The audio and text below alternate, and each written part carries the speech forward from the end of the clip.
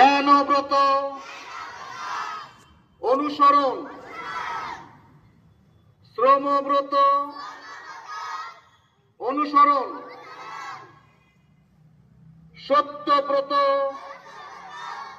অনুসরণ, ঐক্যব্রত অনুসরণ,